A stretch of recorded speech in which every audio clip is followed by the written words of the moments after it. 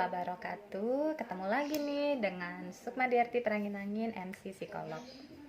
Teman-teman sekalian, sekarang kita akan sharing tentang parenting. Udah kangen kan ya bahasan tentang parenting?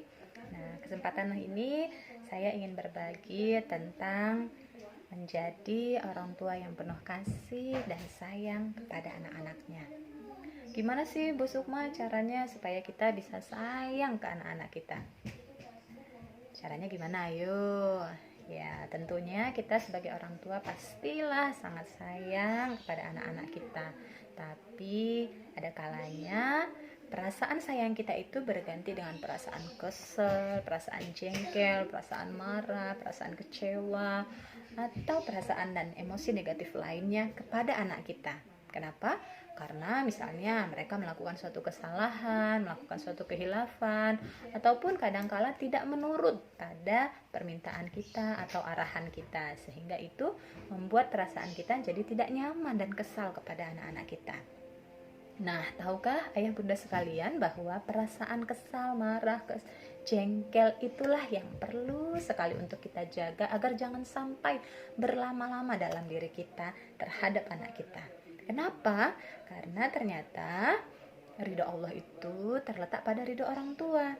Nah, kalau di hati kita nih sebagai orang tua ada perasaan jengkel, ada perasaan marah, ada perasaan kecewa, ada perasaan gak terima dengan apa yang dilakukan oleh anak-anak kita sehingga membuat kita jadi gak nyaman. Nah, itulah yang membuat kemudian ridho Allah tidak turun kepada anak kita. Nah, kalau ridho Allah tidak turun kepada anak-anak kita, bagaimana nih anak-anak kita bisa berubah?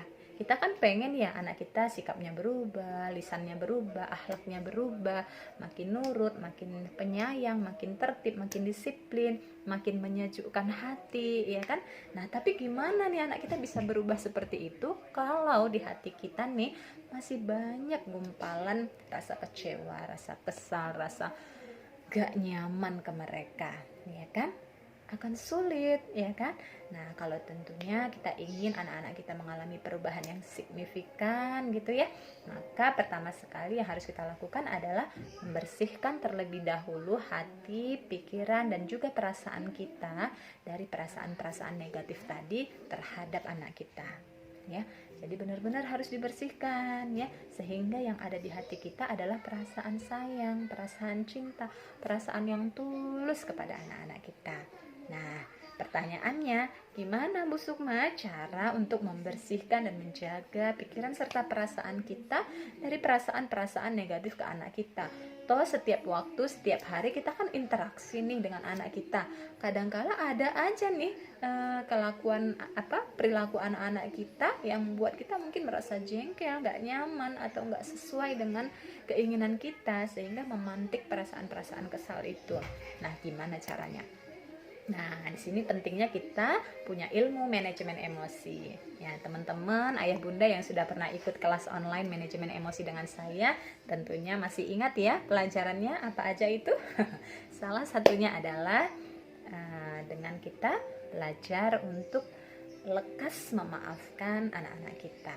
Nah, di video-video sebelumnya saya sudah terangkan bagaimana cara melepaskan perasaan kesal dan tidak nyaman itu dari hati kita dan memaafkannya sehingga hati kita bersih dari penyakit-penyakit hati seperti kesal, marah, jengkel, kecewa tadi ya. Jadi perlu dibersihkan dengan kita melakukan kesadaran, membersihkan perasaan-perasaan itu dari diri kita, memaafkan kesalahan-kesalahan maupun kehilafan yang pernah diperbuat anak-anak kita, dan menumbuhkan keridhoan di hati kita kepada anak-anak kita. Ya Allah, meskipun anak saya tadi buat saya merasa kesal, marah, kecewa, gak nyaman, saya ikhlas menerimanya, saya maafkan, dan saya ridhoi anak saya sayang padanya ya Allah karenamu. Mudah-mudahan itu akan membuat perasaan kita jadi lebih tenang, lebih lega, dan lebih bahagia, serta semakin sayang pada anak-anak kita. Sehingga ketika kita ridho, sayang pada anak kita, maka rahmat Allah akan dengan mudahnya turun dan memperbaiki keadaan kita dan juga keadaan anak-anak kita, insya Allah. Terima kasih, jangan lupa like, subscribe, dan komen postingan ini ya. Mudah-mudahan semakin meluas manfaatnya untuk membuat kita menjadi pribadi yang lebih baik lagi. Assalamualaikum.